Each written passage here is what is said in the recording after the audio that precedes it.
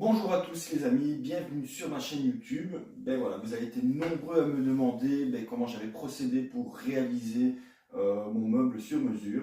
Je vais essayer de vous expliquer ça en étant le plus explicite possible. Voilà, on va voir ça ensemble. Donc ici effectivement donc, le meuble est déjà monté, donc je vais essayer d'expliquer via vidéo les étapes par lesquelles je suis passé, l'outillage que j'ai utilisé. Et également, on va voir aussi comment j'adapte un système d'éclairage sur ce type de meuble, enfin ma façon de faire.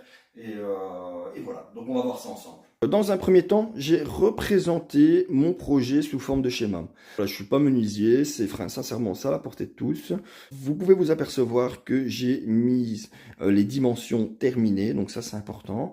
Alors du coup, j'ai aussi fait toutes les découpes de planches sur le côté, donc avec les mesures exactes au millimètre. Ça va être plus simple pour vous pour la suite de votre projet, et aussi plus simple pour la personne qui vous recevra, donc la société de musique, pour comprendre votre plan et comprendre ce que vous voulez, et intégrer toutes les découpes via leur programme informatique. Dans un premier temps, on prend les mesures de votre meuble terminé, donc vous le tracez. On prend toutes les mesures finies de votre meuble, vous les intégrez sur votre schéma comme je l'ai fait. Ensuite, votre meuble, vous allez le monter par l'intérieur. Donc, je vais dire que tout l'appui de votre statue sera sur le dessus, on est d'accord, qui viendra écraser donc les trois planches centrales. Et sincèrement, une fois que c'est fixé, ça bouge plus. Donc, tout le poids sera sur le dessus. Ensuite, ce qu'il faut prendre en compte, comme vous avez les mesures extérieures, c'est que vous devez adapter vos planches en mesure intérieure en prenant bien évidemment l'épaisseur de votre bois. Donc ici, vous voyez bien que j'ai mis les planches intérieures, que j'ai retiré donc l'épaisseur des deux planches, celle du dessus et celle du dessous. Donc on est à 18 mm, x 2, on est à 36 mm que l'on retire à 110 et on arrive à 106,4 cm. Donc du coup, j'ai fait pareil pour la planche centrale, sauf que là, j'ai retiré également l'épaisseur de ma planche du fond. Comme c'est à l'intérieur, j'ai l'épaisseur de ma planche qui fait 18 mm, donc ma planche de fond. Donc je l'ai également retiré à la profondeur de celle-ci. Donc par exemple, si j'ai 50 cm en profondeur finie, on doit retirer les 18 mm de planche du fond sur toute la hauteur. Donc c'est ça qu'il faut bien prendre en compte quand vous réalisez, donc vous schématisez votre meuble, de bien prendre en compte surtout l'épaisseur de votre planche de mélaminé. Alors vous avez du 8 mm, du 18 mm et du 24 mm je pense, mais avec du 18 mm vous en avez largement assez. Donc on peut voir aussi que tout arrive à champ, hein, et ce grâce avec un outil que je vais vous montrer par après. Alors, on continue, donc une fois que vous avez fait votre schéma en découpant, en mesurant vos planches du dessus, du dessous, latéral et ici central, il faut également prendre en compte la mesure du fond. Donc en l'occurrence ici, on retire pour le fond de ce meuble, donc 36 mm sur la hauteur et 36 mm sur la largeur pour que ça rentre à l'intérieur. Ensuite, pour les tablettes, j'ai pris le centre que j'ai retiré 0,9 de chaque côté pour pouvoir centrer ma planche, pour que mes tablettes puissent passer. Voilà, maintenant je vais passer à l'outillage. Alors, dans un premier temps, ça c'est l'outil que j'ai utilisé pour stabiliser mes planches. Donc je vais essayer de vous faire une petite démo, je vais poser le téléphone sur son pied, je vais vous faire une petite démo. Vite fait, c'est une pince à angle, donc c'est pas en plastique, c'est en métal. Donc ici vous avez l'épaisseur généralement qui est plus ou moins de la même du mélaminé, donc du coup ça facilite la fixation et la pose parce que voilà, vous pouvez fixer vos angles et bouger le meuble et voilà, et préforer et visser vos vis dans les panneaux sans trop de soucis. Donc voilà, je vais vous montrer comment je place ça sur ce meuble. Donc on a une partie movible sur cette pince qui va nous permettre de pouvoir dévisser et visser pour pouvoir serrer une fois qu'on aura estimé que nos planches seront bien placées. Alors le but de cette pince, c'est de, je vais vous montrer un petit peu sur le meuble fini, le but de cette pince, c'est de venir pincer les deux planches. En l'occurrence, on va commencer pour faciliter le montage, donc celle du fond et non pas celle du fond pardon, donc celle qui va se situer soit de base ou du dessus avec une latérale.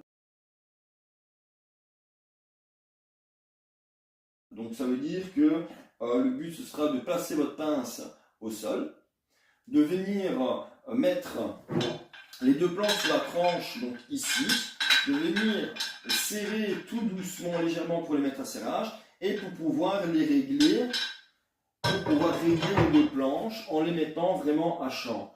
Et une fois que vous aurez jugé donc qu'elles seront bien à champ sur votre pince, là vous venez mettre à serrage tout doucement la partie movible contre les deux planches, ce qui va vous permettre d'avoir un meuble totalement d'équerre du premier coup et d'une certaine facilité. Alors, le but dans un premier temps, donc, c'est qu'une fois que vous serez au sol et que vous aurez estimé que le meuble est bien d'équerre, donc que vous allez commencer à serrer, ne serrez pas trop fort.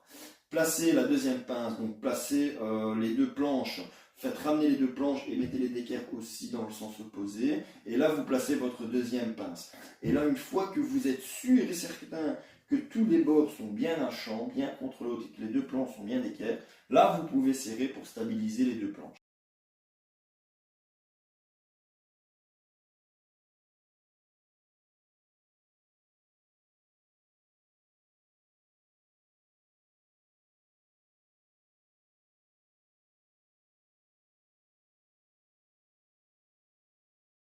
Ensuite, deuxième outil nécessaire pour la réalisation de ce meuble. Une petite pièce qui va se placer donc sur une mèche. Donc vous allez insérer votre mèche ici, et donc elle va ressortir de ce côté-ci. Et une fois que vous allez forer dans votre planche, vous allez avoir cette partie ici qui va tourner dans le bois et fraiser, ce qui va permettre lorsque vous allez visser votre vis qui aura une tête fraisée, de se mettre à champ du bois. Alors ici on a bien évidemment donc la petite pièce qui va se placer sur la mèche. Donc ici c'est une mèche de 3 mm. Donc pour préforer, pour passer une visserie de 5 par 40. Donc 5 c'est la dimension, donc la largeur de fraisage, de filet. Et les 40 mm, donc c'est la profondeur. Donc du coup ici on a la mèche qu'on va placer juste comme ceci, donc à l'intérieur donc de l'appareil. Vous laissez un débattement pour avoir la prise sur votre foreuse. Vous venez mettre à serrage légèrement, vous la stabilisez correctement, et une fois qu'elle est stabilisée correctement, vous venez serrer. Donc il faut quand même laisser donc une longueur de mèche pour pouvoir forer correctement et pénétrer jusqu'à la profondeur de visserie pour que ça pénètre correctement dans le bois et pour éviter les éclatements. Voilà pourquoi on préfore. Généralement, on visse comme un bourrin dans le mélaminé et vous aurez vraiment, parce que le mélaminé c'est vraiment plusieurs couches de bois, hein, mis l'une sur l'autre et compressées. Et donc du coup ce qu'il va faire c'est qu'une fois que vous allez passer votre vis sans préforer, vous allez éclater le bois. Donc du coup on préfore et on place, une fois que c'est correctement fixé, on va prendre sa visseuse.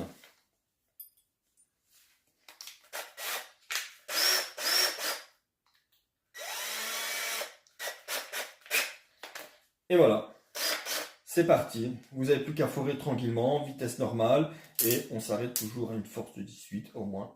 On n'est pas en mode visserie, on va tranquille, on préfore tranquillement dans le bois et il n'y a aucun souci. Et alors, ici vous allez avoir donc la partie qui va venir fraiser le bois et faire un petit arrondi dans la tranche du bois, ce qui va permettre à la tête fraisée de venir vraiment à champ de votre planche. Comme ça, vous pouvez cacher votre vis sans aucun problème. Alors, donc, voilà, on a parlé de la pince à angle, on a parlé de l'outil que j'ai utilisé pour visser et pour fixer donc les planches. Donc, à savoir qu'il faut toujours préforer avant de visser.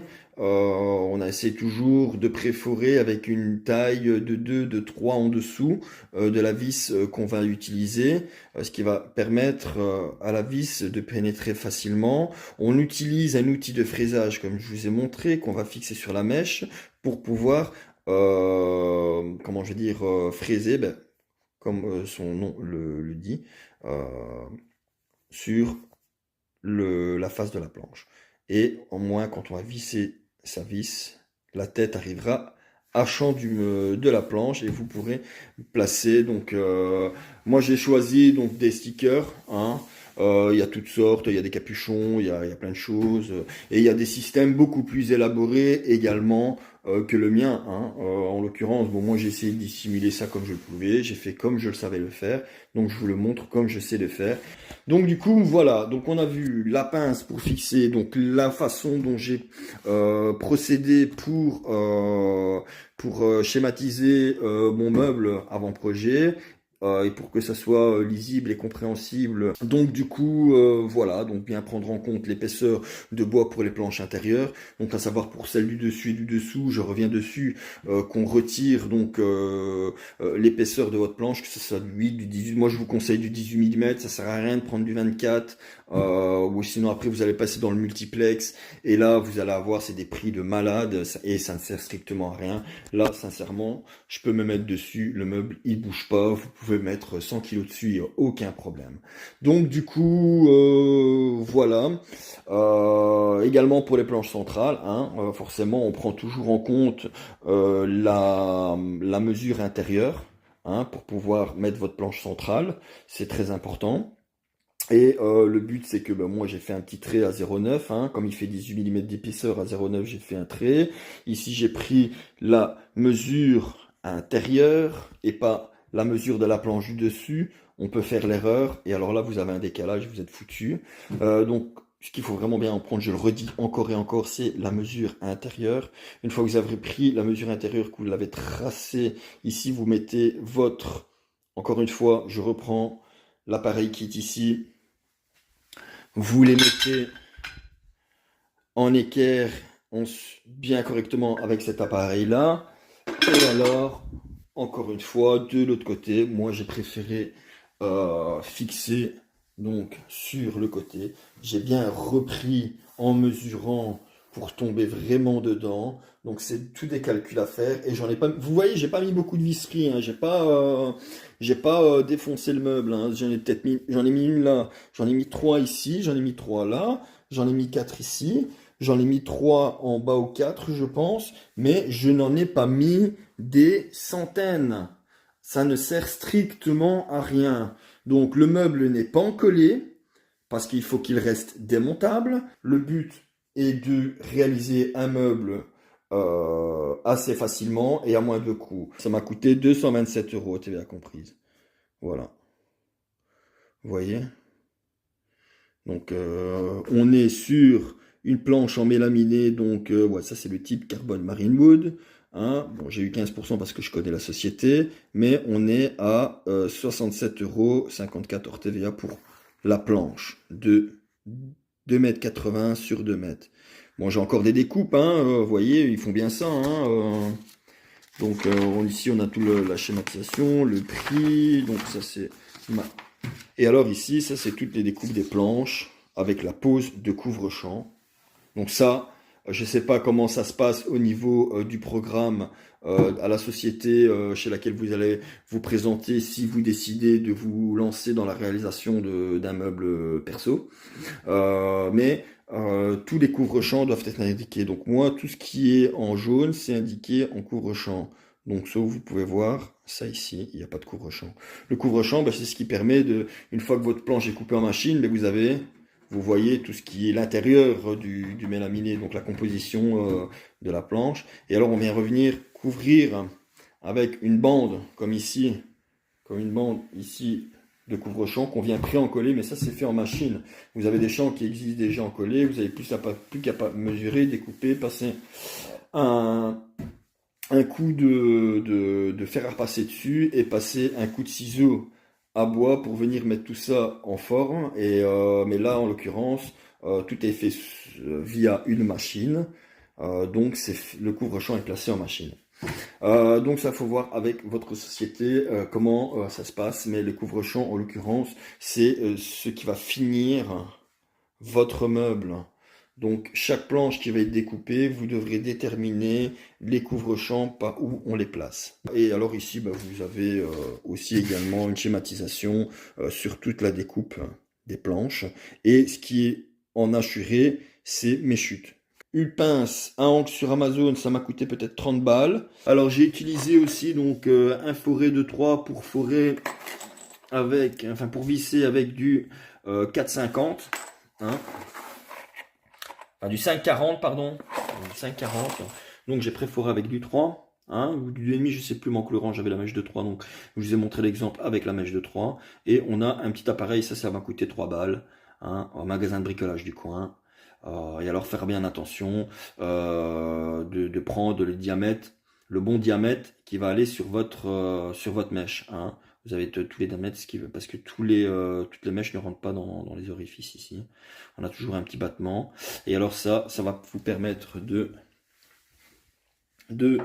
forer sur votre bois, de rentrer votre mèche et de fraiser pour pouvoir passer une tête de vis. Et ça va venir vraiment se mettre à champ.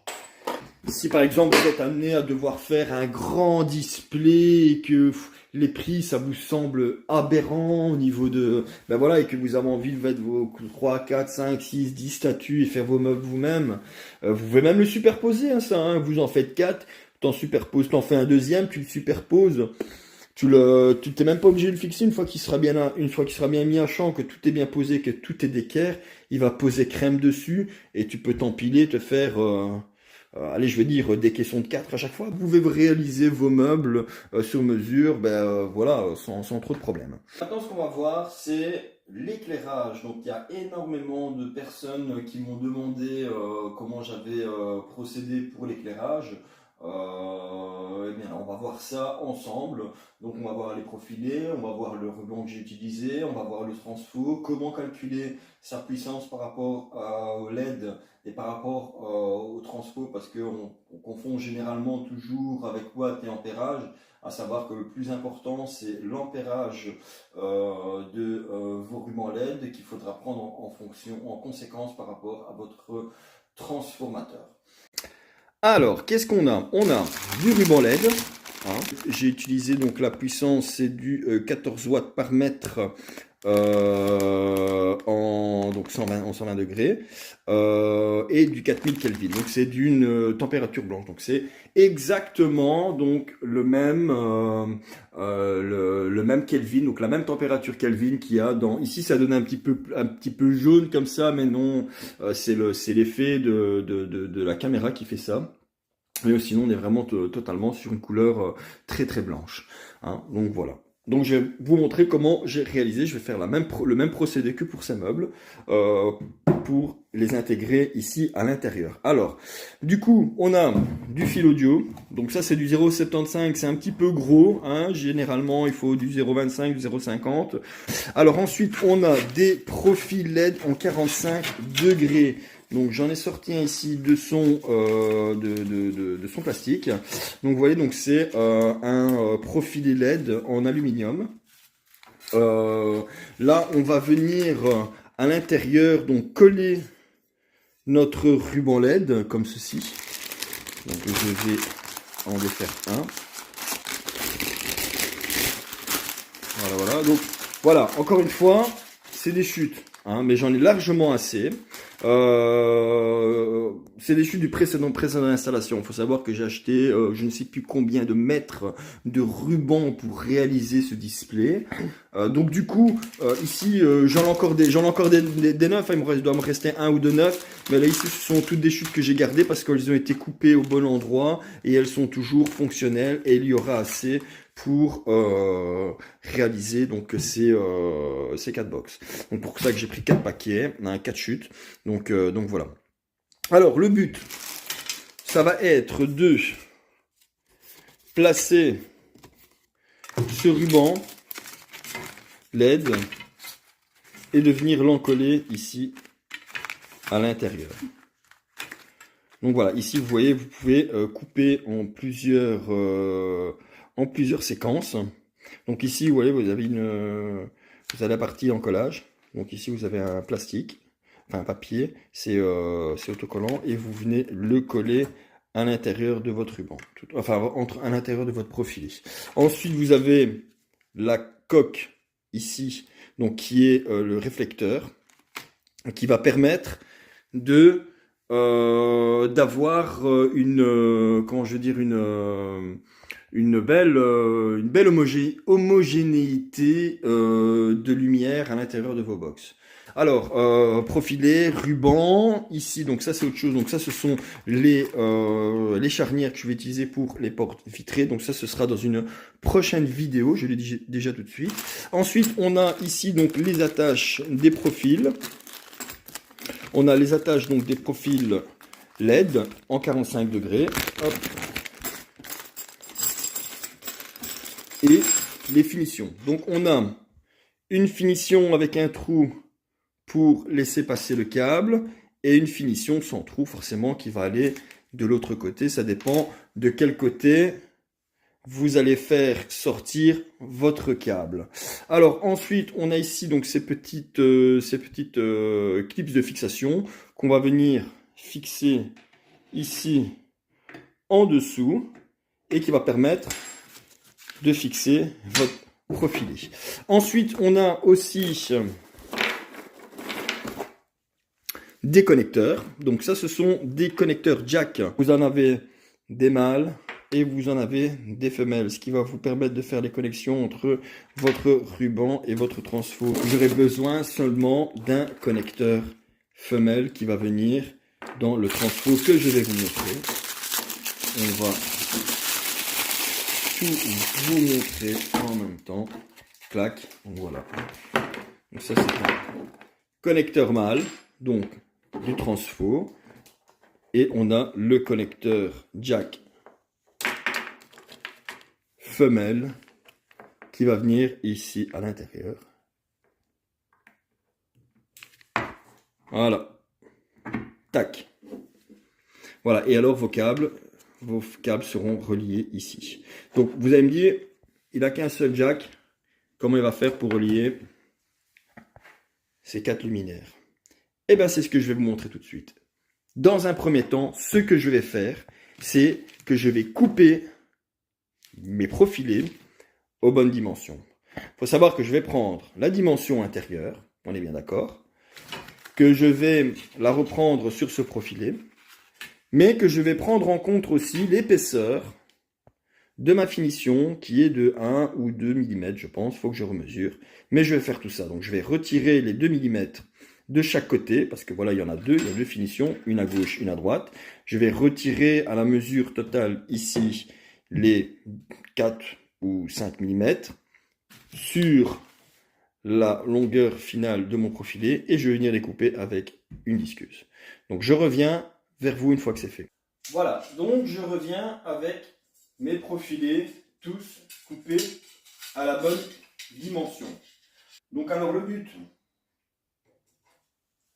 est une fois que vous avez fait votre découpe, donc c'est de bien prendre soin de frotter les bords donc à l'aide d'une lime pour que ce soit moins râpeux et pour que vous puissiez aussi également placer votre finition à l'intérieur qui va se fixer ici à l'intérieur et sur les côtés.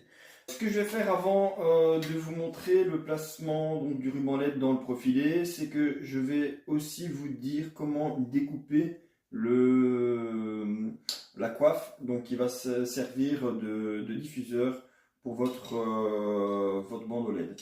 Donc alors l'idée c'est de le placer correctement, donc à champ du profil. Donc pour ce faire vous avez donc des petites bavettes de chaque côté.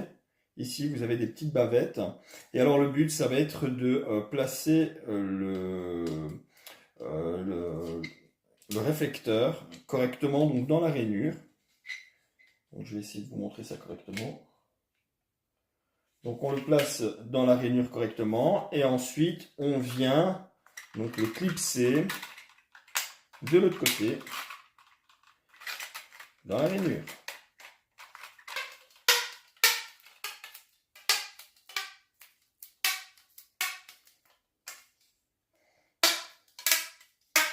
On a l'impression que ça va casser, mais non, en fait c'est parce qu'il se met correctement, il se met un serrage.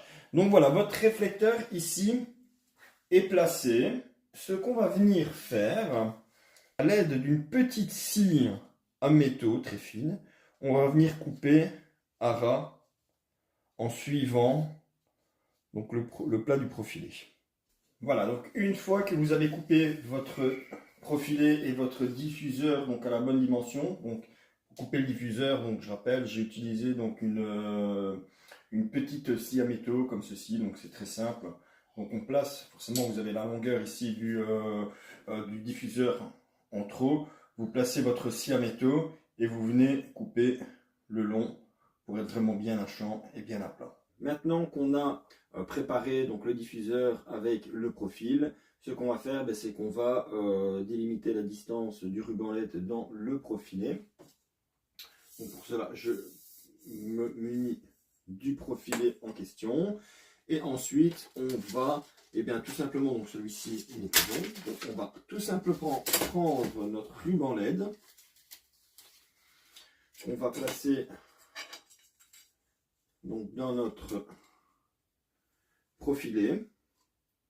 Et alors, vous voyez, vous avez des sections de découpe dans le ruban. Donc ça veut dire que là où vous pouvez découper, vous avez toujours donc les petits témoins de cuivre où vous pouvez découper votre ruban. Donc moi en l'occurrence je vais le découper ici parce que je ne peux pas aller plus loin. Donc je coupe vraiment donc entre les deux. Voilà. Ça, je mets de côté. Ensuite, ce que je vais faire, c'est que ici, comme on a un gel de protection, vu que c'est du ruban waterproof, donc du coup, je vais faire attention parce que ça ici, c'est très chaud. Donc le fer est chaud, ça ne sert à rien de se brûler aujourd'hui. C'est pas le moment. Donc du coup, on va retirer le gel donc avec ses doigts, donc du ruban. Donc, je l'ai retiré. Donc j'ai retiré le gel pour dégager la partie là où je devrais souder. Et ensuite, je viens couper cette partie de gel tout en faisant attention de ne pas couper dans le LED. Donc ça, je mettrai de côté. Alors, vous voyez, donc ça se présente comme ça. Hop. Voilà. Ça se présente comme ceci. Donc maintenant, ce qu'on va faire, c'est que je vais mettre le profilé de côté et on va tout simplement venir souder. Donc, il existe des, des étaux à ruban LED, mais bon, voilà, moi je me démerde un petit peu comme je peux. Donc, vous allez en faire autant, je suis sûr et certain. Alors ça ici, c'est une petite mousse humide pour dire d'enlever les résidus. Donc j'ai déjà fait 2 LED, j'en ai déjà fait 2 sous le temps que mon téléphone est en train de charger parce que j'avais plus de batterie. Donc j'en ai gardé 2 pour faire ensemble et après je vais vous monter le résultat fini. Donc voilà, donc ça c'est une petite éponge et un peu d'eau histoire de, voilà, de nettoyer un petit peu son pen. Alors il nous faut aussi du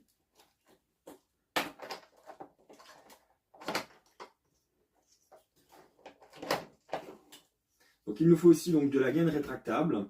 Donc c'est une gaine que vous allez placer, donc une fois que votre fil sera soudé, que vous allez placer donc juste ici et que vous allez venir chauffer pour faire une réaction thermique et venir écraser et protéger votre soudure. Donc ça c'est fait aussi. Et alors vous avez également donc évidemment un rouleau d'étain. Moi en l'occurrence j'utilise de la 1 mm. C'est largement suffisant. Donc, j'ai déjà au préalable coupé un petit bout ici. Alors, voilà. Donc, j'aurai assez avec ceci normalement. Alors, ce que je vais faire, c'est que je vais préparer mon câble. Donc, mon fil pour souder. Donc, à savoir que je vais prendre la longueur, délimiter la longueur dans le meuble pour pouvoir le raccorder par après. Donc, je reviens tout de suite après avoir fait ça. Voilà, donc j'ai mon câble. Alors, ce que je vais faire, c'est que je vais dégager donc mon câble ici. C'est parti. Donc, voilà, à l'aide d'un cutter, je viens donner une entaille et je dégage. Alors, ceci, ça, c'est une pince à dénuder. Donc on va venir dénuder voilà, le câble. Alors si vous n'avez pas de pince à dénuder à l'ancienne,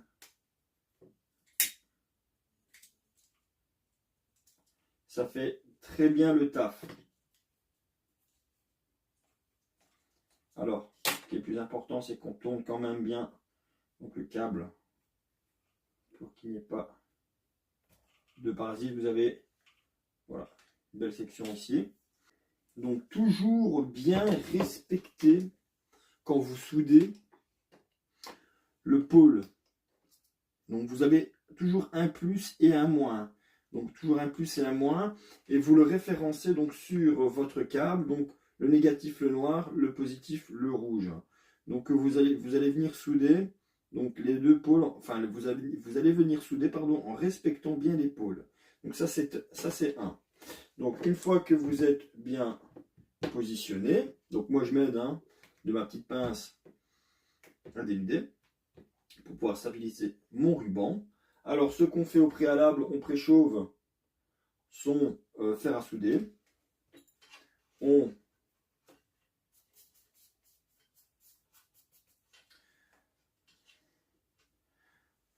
Alors ce qu'on va faire, c'est qu'on va déjà étamer. On va déjà étamer légèrement les câbles. Donc pour ce faire, je rapproche mon étain de mon câble et je suis parti.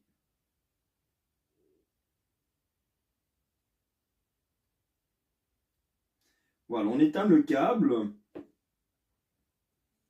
On étame le câble pourquoi? Déjà de 1 pour donner une certaine rigidité au fil.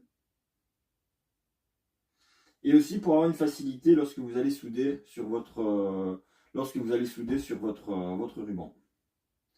Donc on peut faire les deux. Voilà.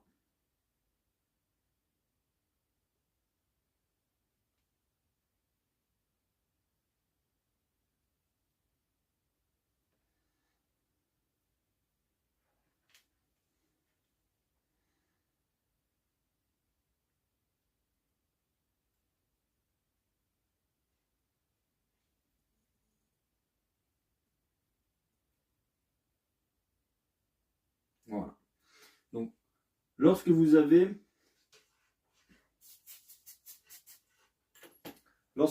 étamé donc vos câbles, vous venez près donc de votre ruban.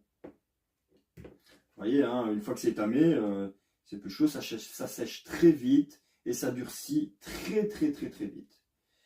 Dans un premier temps, soudez donc le positif. Donc on dégage le négatif.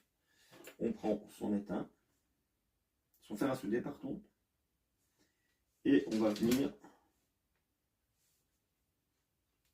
souder.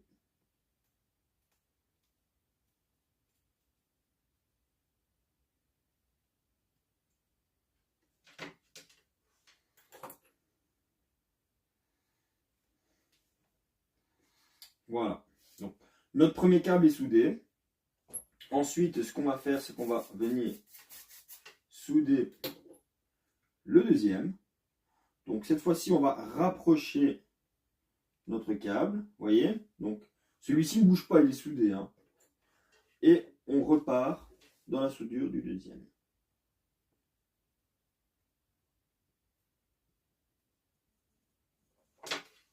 Voilà, ça va très vite.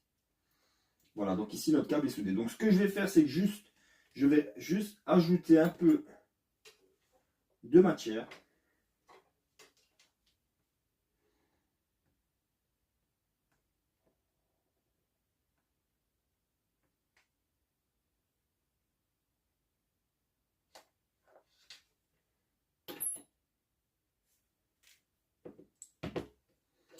Voilà, et notre câble est soudé. Voilà, donc vous voyez, c'est propre, ça ne déborde pas, ça ne vient pas de faire contact avec les autres, avec l'autre câble. Donc du coup maintenant ce que je vais faire, c'est qu'on va tester notre éclairage. Donc même si je suis pratiquement sûr à 99% que ça fonctionne, je vais quand même tester mon câble. Donc là, même chose de ce côté-ci.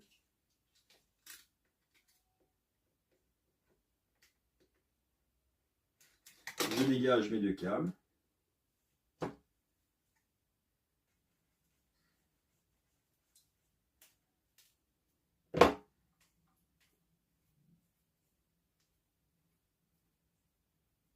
Voilà. Alors maintenant ici au préalable, j'ai branché mon transfo, donc de 5 ampères. Donc alors ce que je fais, c'est que d'abord on va tester notre ruban. Donc je mets d'abord le négatif et après je mets le positif. Et voilà. Donc ça c'est un premier test. Le test soudure est OK. Donc maintenant ce qu'on va faire, c'est qu'on va venir protéger notre soudure. Donc je prends un petit bout d'isolant. Donc ça c'est du ruban isolant que vous pouvez trouver n'importe où, dans n'importe quel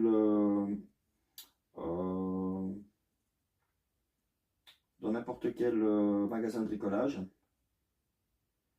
Donc hop, je viens plaquer une partie ici sur mon négatif ou ou le positif en l'occurrence. C'est une sécurité que je fais. Ensuite, je prends ma gaine rétractable, je la passe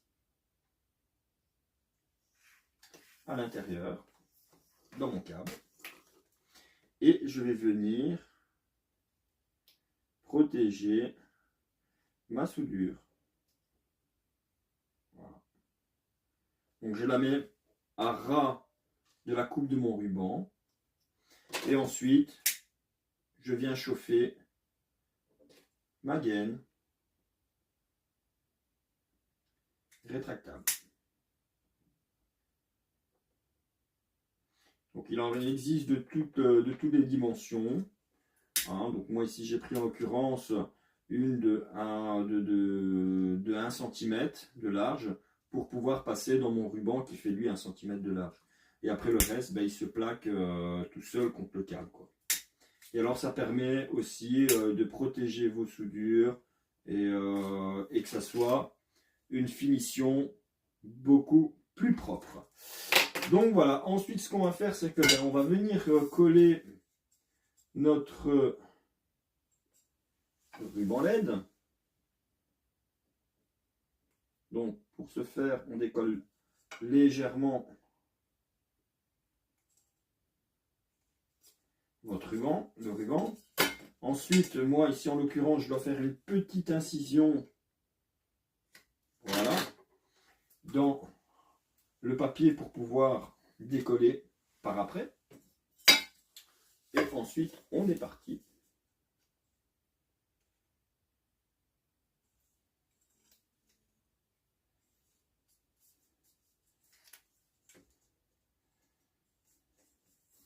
Vous voyez, donc prenez soin vraiment de bien coller à l'intérieur, on a le temps, on n'est pas pressé. Hop, on le met en tendage et on vient bien coller correctement son ruban LED à l'intérieur. Voilà, voilà. Voilà, donc maintenant je refais un petit test. Parano quand tu nous tiens. On refait un petit test, donc on met toujours le négatif en premier, le positif, ça fonctionne, c'est nickel. Alors ensuite ce qu'on fait, c'est qu'on va retirer, je pense que je l'ai déjà fait, donc j'ai déjà retiré la protection du diffuseur. Ensuite on replace, donc c'est bien le côté coupé, ouais c'est bien le côté coupé, et là c'est le côté propre, ok d'accord. Donc on replace le diffuseur.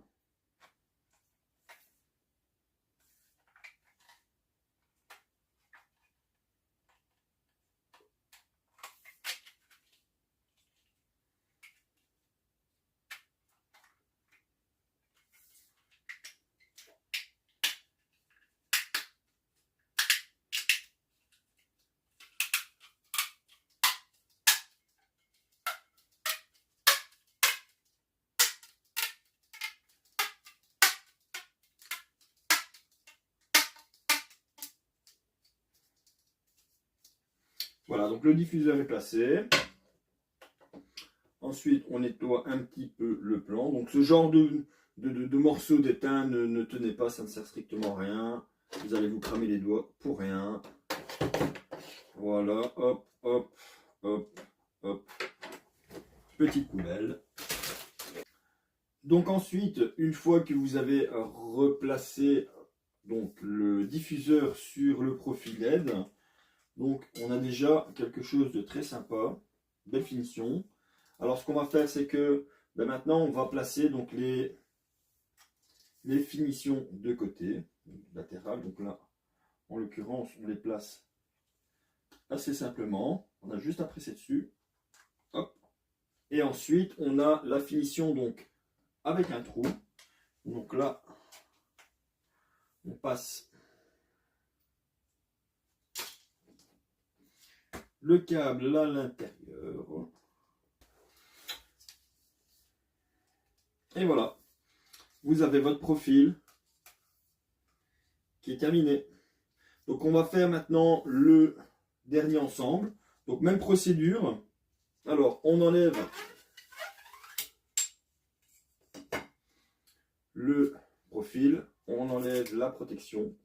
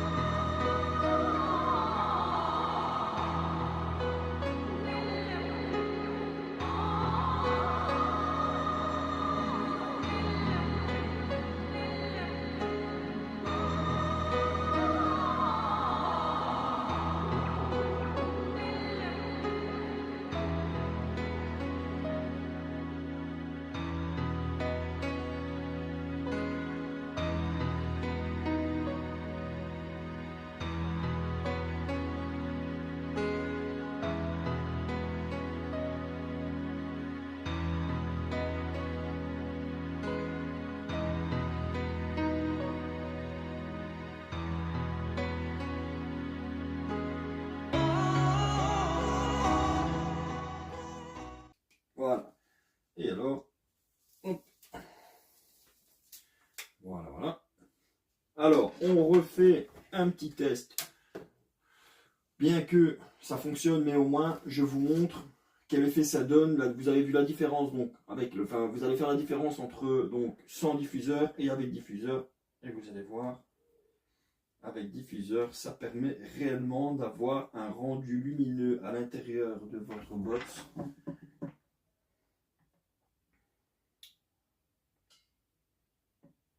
Voilà, vous voyez, on voit quasiment plus les comment je vais dire les LED. Donc la lumière est diffusée correctement. Et ce que je vous conseille aussi, donc c'est un diffuseur.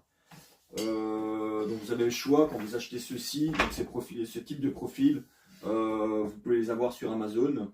Sur Amazon, vous avez le choix entre donc le diffuseur transparent ou diffuseur opaque. Moi, je vous conseille de prendre les opaques.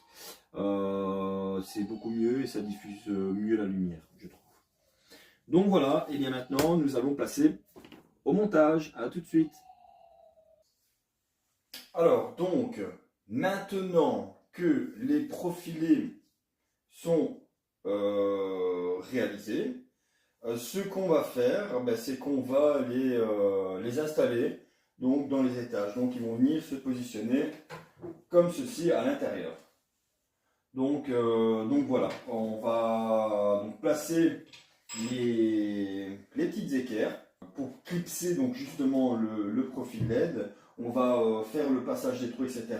Et ensuite, on va mettre les câbles sous goulotte. Donc, ces petites équerres, donc je vais les fixer donc juste ici pour avoir un soutien du profil qui va venir se clipser dedans. Donc alors pour ce faire, je vais utiliser donc des petites vis donc c'est du 3 par 16. Donc c'est parce que quand je vais forer, rentrer ma vis, je ne vais pas passer à travers. Donc il faut savoir qu'ici on a donc cette vis qui vient se fixer et s'insérer juste ici à champ, donc ce qui va permettre au profil LED de venir se clipser sans problème. Donc maintenant, ce que je vais faire, c'est que je vais prendre des repères et je vais me taper à 5 cm.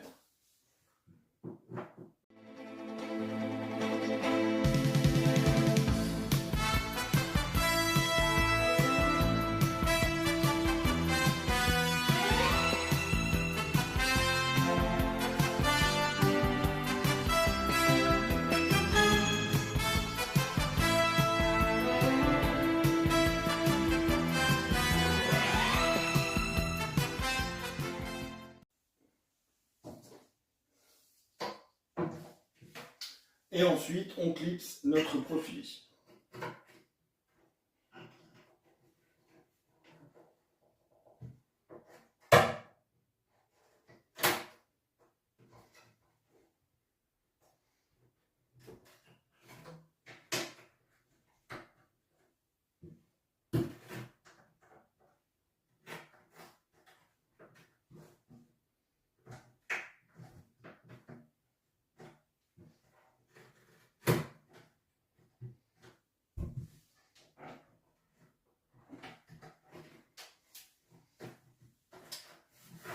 Voilà, c'est clipsé. Donc on voit bien que c'est bien clipsé, une très belle finition. Donc le câble, je l'ai fait passer par ici et il passera dans une goulotte ici que je vais vous montrer par après, on découpera au préalable. Donc ça passe par ici, ça passe de ce côté-ci et ça va ressortir sur le côté.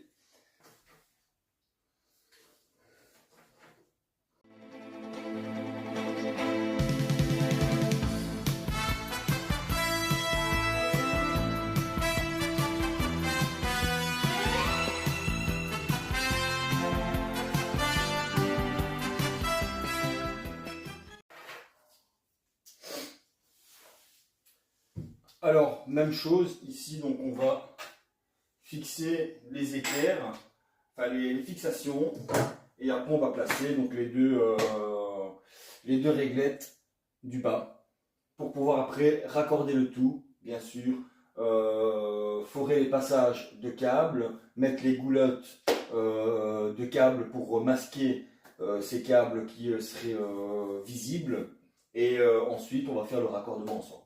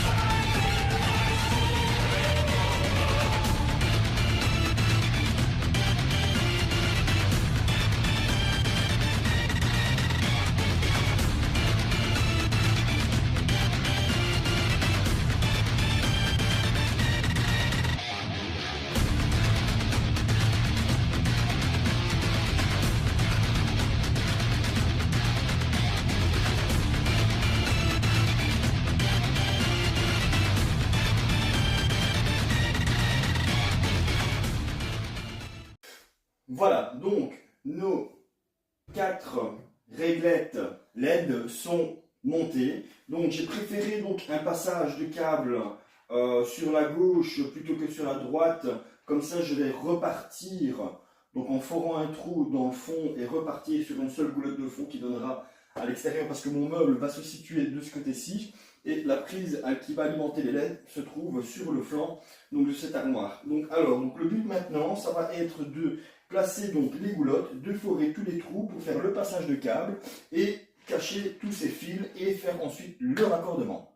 Alors donc le but ici, ça va être de passer dans un premier temps de ce côté-ci et de ce côté-là pour revenir avec ce câble à travers donc la box de gauche qui va être alimentée de ce côté-ci. Donc en fait on aura une goulotte placée dans le fond également.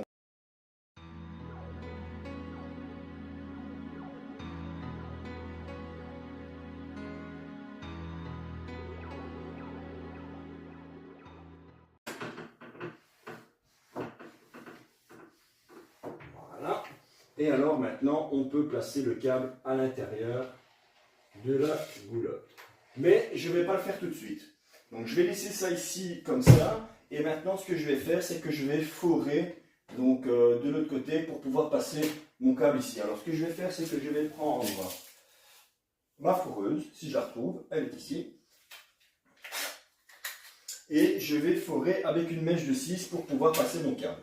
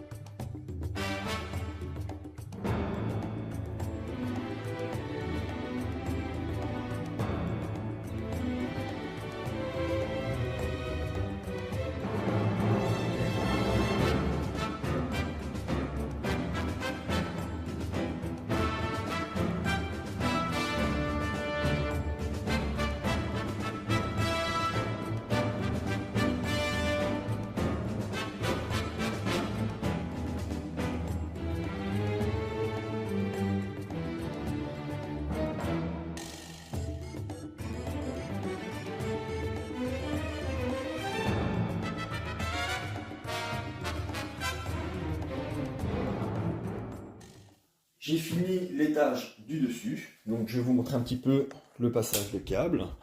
Donc alors, le câble passe donc, dans une goulotte sur le côté, il entre sur la box de gauche et ici, même chemin, un passage de câble latéral en profondeur pour revenir sur le côté juste ici, là où je viendrai faire tout mon branchement. Et ça, ce sera pour tout à l'heure. Donc là, on va continuer donc sur l'étage du dessous. Je vais faire le même passage de câble avec le même boulotte, tout mesurer, tout découper. Donc pour faire ça, encore une fois, proprement, dans la même éthique. Donc c'est parti, on y va. Voilà.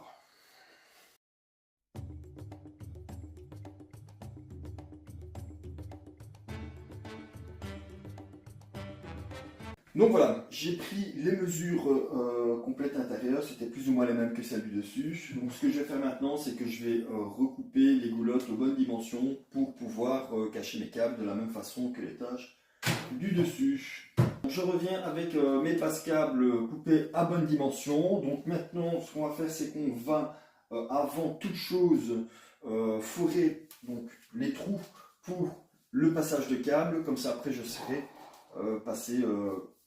placer mes passe-câbles.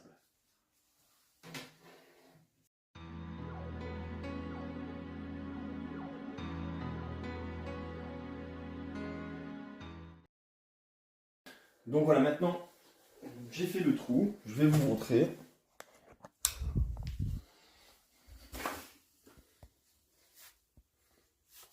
Donc j'ai fait un trou, donc petit trou juste là-bas en haut, qui passe là, et qui revient ici. Et là je vais passer mon câble.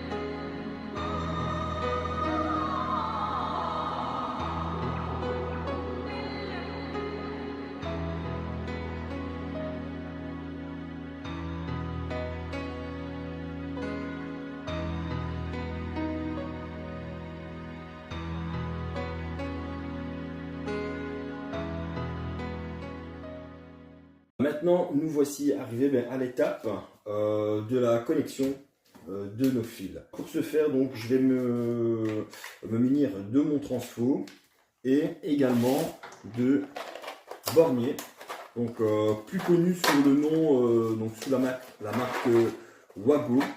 Donc, ce sont des borniers à fil souple. Donc, vous avez une petite palette comme ça. Vous insérez votre fil à l'intérieur, vous refermez et c'est clipsé. Donc ce qu'on va faire, c'est que je vais voir avec vous comment faire le branchement via notre transfo et via Wago. Alors donc pour ce faire, moi je me suis muni d'un transfo de 5 ampères, c'est largement suffisant et je vais vous expliquer pourquoi. Donc déjà comment faire le calcul pour choisir son transfo et être sûr et certain qu'il sera adéquat donc, au système d'éclairage. Donc c'est un tout petit calcul à faire, donc pas trop compliqué, pas trop complexe.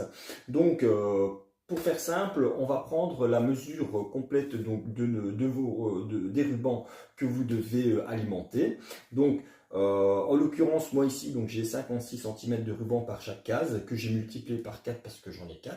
Donc ce qui m'a fait une valeur de 224, donc 2,24 m. Donc alors cette valeur que vous avez donc en centimètres, vous allez donc l'additionner au nombre de LED que vous avez par mètre sur votre ruban. Donc généralement on tourne entre du 30, du 60, du 120, du 240, tout dépend du LED que vous avez choisi. Donc une fois que vous avez multiplié le nombre de LED que vous avez par mètre à votre mesure totale de ruban LED, vous allez également le multiplier au wattage donc de votre LED. Donc généralement ça tourne entre 0,08 et 0,24, tout dépend encore du LED. Moi en l'occurrence ici c'est du 60 LED par mètre en 14,4 watts par mètre. Et donc le carré LED, à chaque carré LED, il y a une puissance en wattage de 0,24. Donc une fois que vous allez obtenir donc, ce chiffre, vous allez le diviser par la tension qui est 12 volts. Donc votre ruban LED c'est du 12 volts et justement vous l'alimentez avec un transfo pour le transformer en du 220. Ensuite, on a ensuite son ampérage, donc sa valeur d'ampère de son système, mais on va se mettre une marge de sécurité, donc on va multiplier la valeur finale par 1,15 pour avoir une marge de sécurité. Donc du coup, vous ne pourriez pas descendre en dessous de cette marge de sécurité. En l'occurrence, moi j'avais besoin d'un transfo de minimum 3 ampères. Donc me suis muni d'un transfo de 5 ampères que j'avais déjà. Et à savoir qu'on ne va pas au-delà de l'ampère, on ne va pas en dessous de l'ampérage de la valeur préconisée, mais on peut aller au-dessus sans aucun problème. Donc voilà, alors du coup maintenant ce qu'on va faire c'est qu'on va rebrancher tous les fils aux bornes et on va moi voir un petit peu comment je raccorde ça à mon transfo, surtout en sachant qu'on a une prise jack.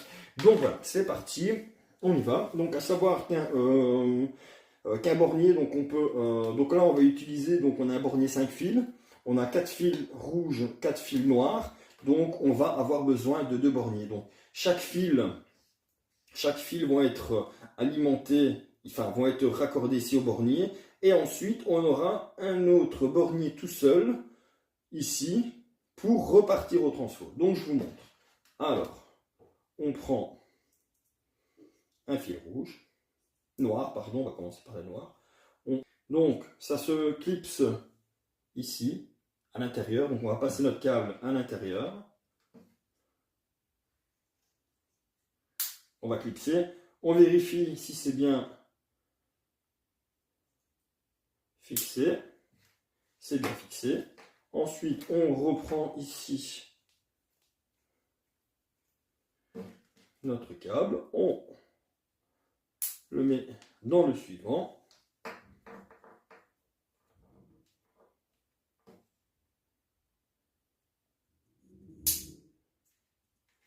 Voilà. Et ensuite, on va reprendre un autre bornier. Et on est parti avec, cette fois-ci, les fils rouges. Donc on prend bien soin, encore une fois, de bien tourner. Donc ça évite qu'il y ait donc, un petit morceau qui va dans l'autre et vice versa. Donc au moins on est sûr et certain que tous les fils sont bien. On vérifie toujours.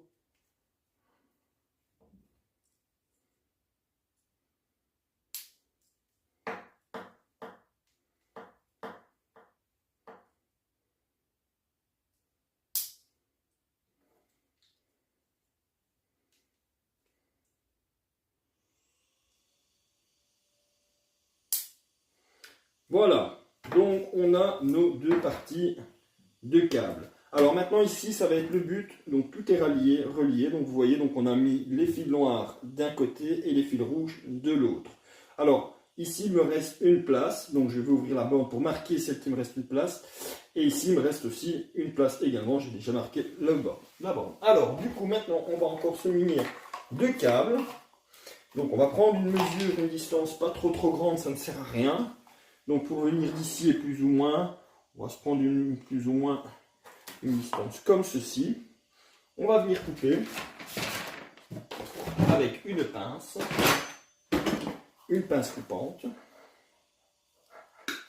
Voilà. Donc ce qu'on va faire, c'est qu'on va rebrancher donc forcément donc le pôle positif sur le bornier positif et le câble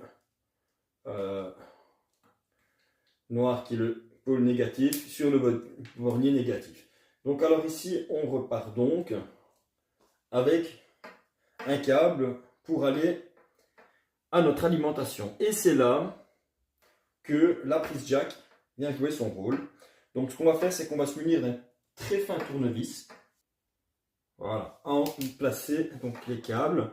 Donc une fois que vous avez dévissé cette partie-ci, Donc vous faites bien attention, vous avez toujours un pôle négatif et un positif qui est indiqué. Donc le pôle négatif est ici.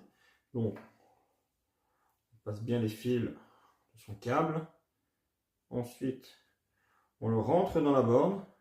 Mais vous voyez, on a ceci. Donc ça, c'est pas possible. Donc vous délimitez donc combien rentre à l'intérieur. Donc vous voyez, vous avez plus ou moins ceci qui rentre. Donc vous regardez ce qui reste ici à l'intérieur et vous retirez cette partie. Donc nous en l'occurrence, ce qu'on va faire, c'est qu'on va juste retailler un tout petit peu ici. Donc on retaille avec sa pince coupante. Voilà. Tac. On replie. Et on rentre. On voit que c'est encore trop grand. Voilà. Donc on retire, tac, on coupe. Et alors on va venir ici, normalement ça doit aller. Voilà, donc là on rentre parfaitement et vous voyez, on ne voit plus le câble. Donc c'est comme ça que vous devez faire vos connexions. Donc sans que le câble soit visible pour éviter tout problème. Et alors seulement après, on peut mettre un coup de serrage pour bloquer le câble. Voilà. Et là, le câble, il est correctement fixé. Donc on va faire la même chose donc avec le câble rouge.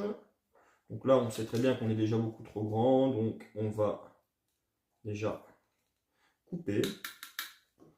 Voilà. On replie correctement. Et ensuite, on vient insérer le câble à l'intérieur. Vous voyez, on ne voit plus le câble. Et on va mettre un coup de serrage.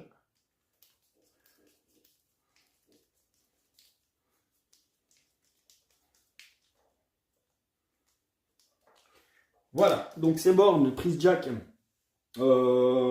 c'est en vente sur le site Faciled. Vous pouvez trouver aussi sur Amazon. Vous tapez raccordement LED jack en moteur de recherche et vous allez trouver ce genre de raccord. Une fois qu'on a cette prise jack mise, donc on va la connecter à notre ruban LED et on va le brancher sur la prise et normalement ça doit s'éclairer. Voilà.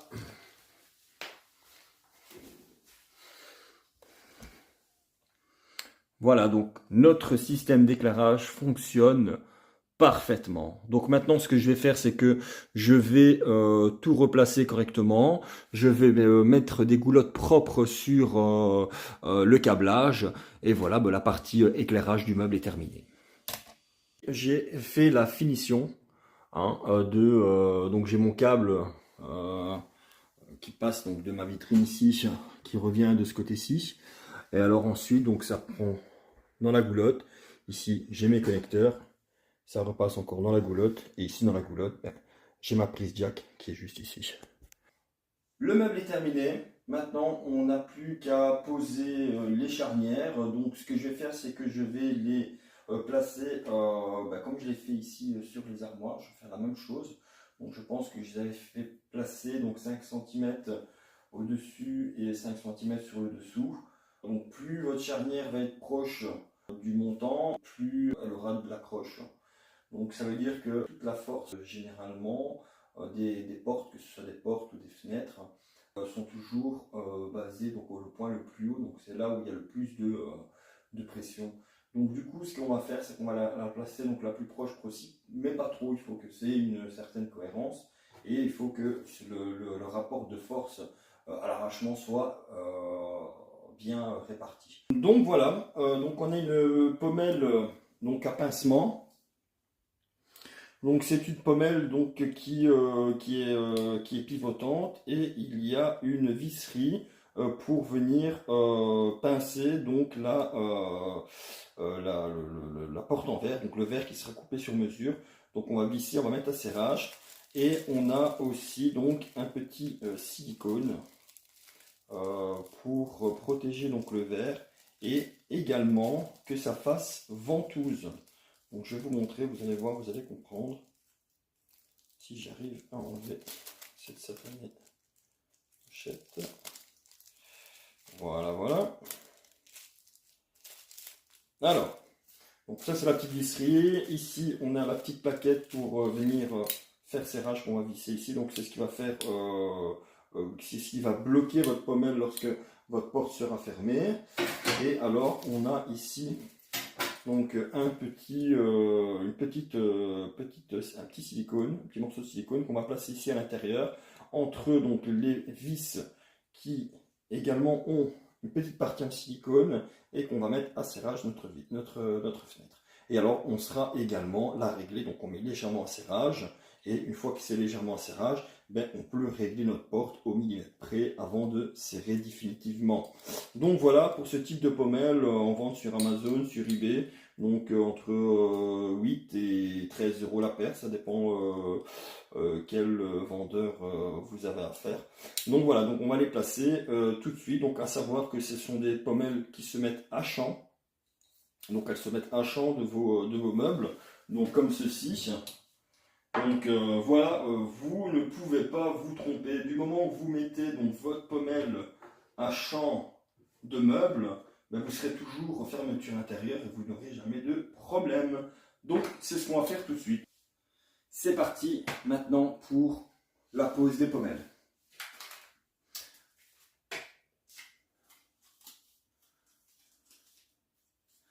Alors, dans un premier temps, on va marquer. Donc je vais les mettre comme celle-ci. Donc je les ai mises à plus ou moins 7 cm. Pour les plus petites, je les ai mis un peu moins. Je pense que les avoir mis à... Si, je les ai mis à 5 cm. Donc je vais les mettre à 5 cm également. Donc à savoir que ma pommelle, donc je vais prendre le milieu de ma pommelle et venir le taper donc sur les 5 cm ici que je vais marquer au feutre. Voilà, et je reprends aussi 5 cm de ce côté-ci sur le bas.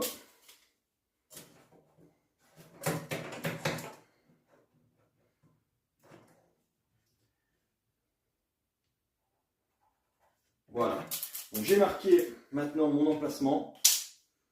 Je prends ma pommelle et mon feutre. Je vais clipser ma pommelle. Donc j'ai installé ici donc, le clip de sécurité, donc ça c'est la tâche. Ici que quand vous allez fermer votre porte, ben, ça va maintenir, ça va la maintenir. Alors ensuite, voilà, donc comme je vous ai dit tout à l'heure, c'est une pommelle qui se place à champ. Donc on va venir la mettre à champ. Donc on va prendre le milieu et on va le taper au centre. Comme ça on est sûr d'avoir une charnière correctement posée. Alors on vérifie pour voir si on est bien sur le champ. On est sur le champ, on pointe.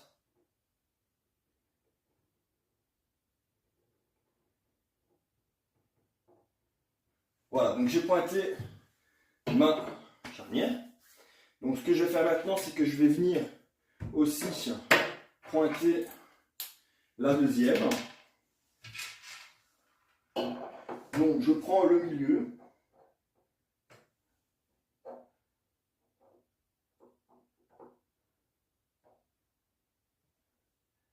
Et je vais venir placer ma pommelle à champ.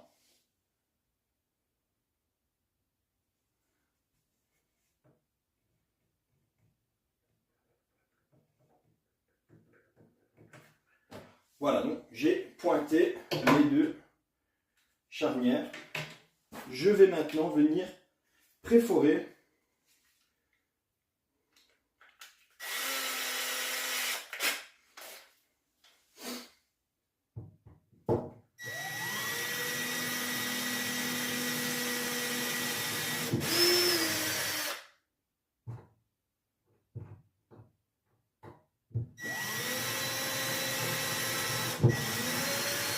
Voilà, donc on ne pénètre pas totalement, hein, donc on entre vraiment à quelques millimètres pour pouvoir faciliter le passage de la vis et aussi ne pas éclater le bois à l'entrée. Donc du coup, ça sert à rien d'aller à fond et de tout traverser forcément, ni d'aller trop loin bien évidemment.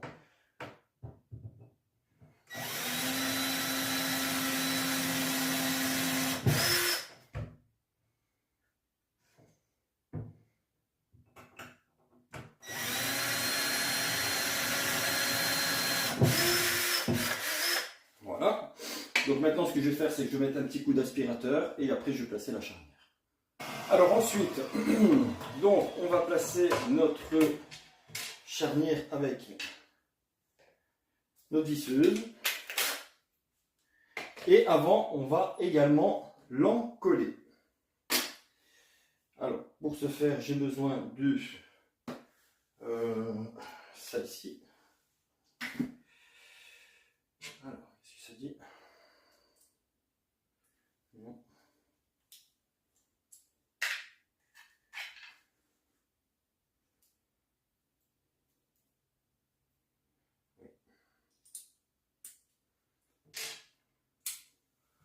Alors, pour ce faire, on va l'encoller donc sur cette petite partie-ci qui va être placée ici.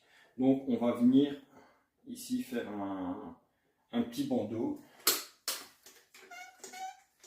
Donc, ça ne sert à rien d'en mettre des tonnes.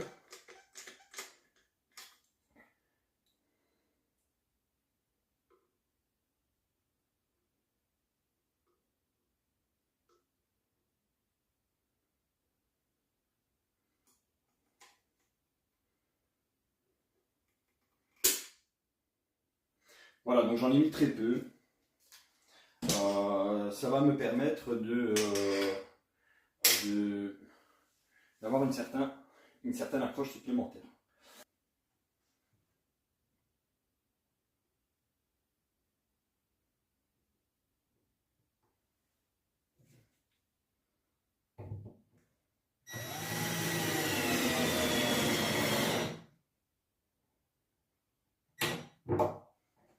Donc on ne visse pas totalement, on va placer les deux vis.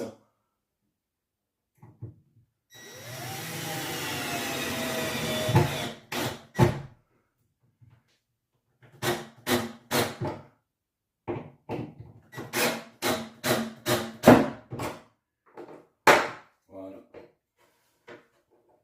On peut l'ouvrir pour avoir plus de facilité.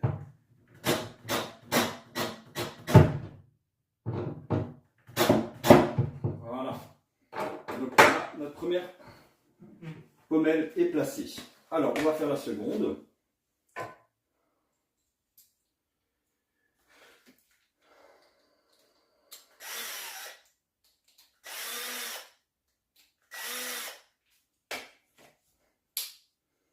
Donc, même opération. On va mettre un petit peu de colle.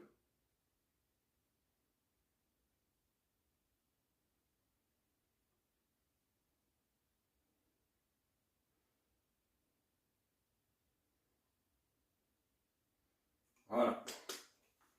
C'est largement suffisant. Alors, on prépare sa visserie. Et on vient placer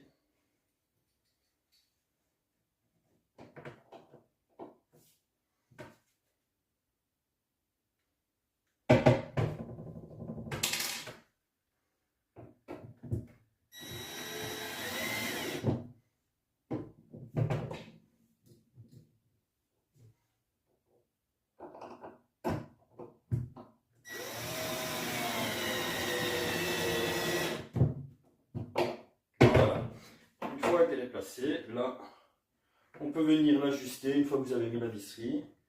On peut venir l'ajuster correctement, venir faire pression.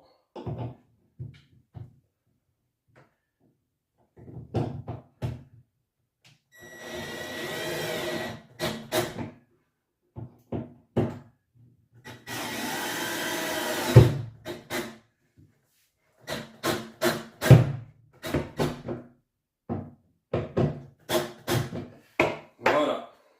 Et on a notre deuxième pommelle placée à champ. Donc la porte va venir s'intercaler ici. Et en fait, on n'a pas besoin de charnière centrale parce que bon voilà, le carreau n'est pas suffisamment grand pour en avoir l'utilité. Donc avec 2 pommelles sur une dimension de plus ou moins allant de 50 à 55 grand maximum, vous n'avez pas besoin de mettre une charnière centrale. Donc voilà, maintenant ce que je vais faire, c'est que je vais mettre encore un petit coup d'aspu pour être propre. Et alors je vais continuer et je vais finir mes 3 autres étages. Voilà, donc les charnières sont posées. Donc on a placé tout à l'heure ces 2 scies ensemble. Et voilà, donc j'ai placé les dernières. Donc on peut remarquer que ben voilà, donc on a vraiment ici donc une petite finition. Donc c'est encollé avec rien de colle, il n'y a rien qui dépasse.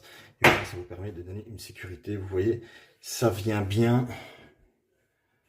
à champ, démontant.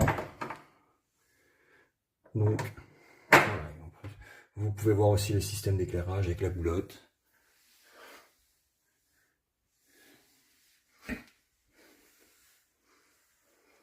Donc là, j'ai dû me décaler, j'ai dû passer en dessous des taquets. Alors ici, aussi donc le contour. Donc voilà. Au niveau de la finition des goulottes. Voilà, donc j'espère que cette vidéo tuto vous aura plu. En tout cas, elle est très longue. J'ai essayé d'être le plus précis possible. Ma prochaine vidéo, ce sera sur la pose des vitres, que je ferai sûrement dans le courant du mois prochain. Et si ça vous a plu, encore une fois, n'hésitez pas à liker et à vous abonner à ma chaîne. Je vous dis à bientôt et bonne chance dans la réalisation de vos projets display autour de votre collection. À bientôt les amis, salut!